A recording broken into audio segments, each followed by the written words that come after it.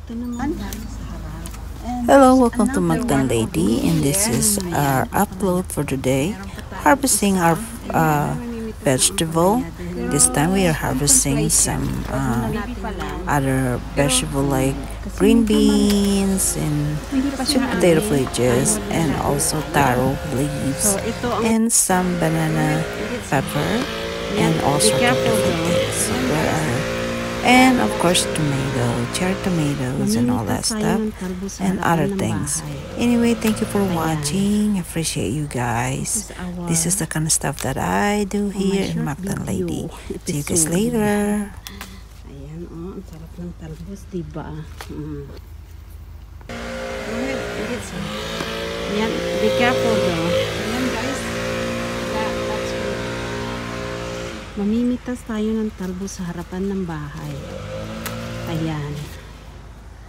This is our for my short video episode.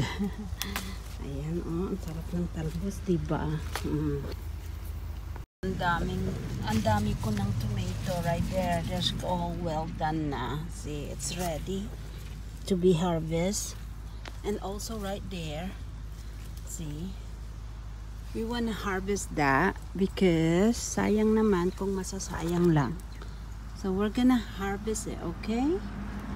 Ito pa pala, meron pa akong, I'm also harvesting this one para sa gulay natin ngayong araw na to. We're making gulay guys, gulay. Okay? Ayan, tingnan mo naman yung aking grapes. Ayan, yung grapes ko ay nakikipagkuanan din. Ayan. Ito naman tayo sa harap. Ito'y meron akong, tingnan nyo yan, ang palaya ko. Pero hindi tayo mamimitas ng ampalaya dahil maliliit pa siya. Ayan.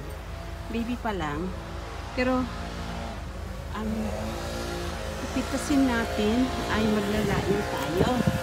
So, ito ang mga kukunin natin. Ayan. Para sa laing natin. Ibibilad ko muna ito guys. Ayan.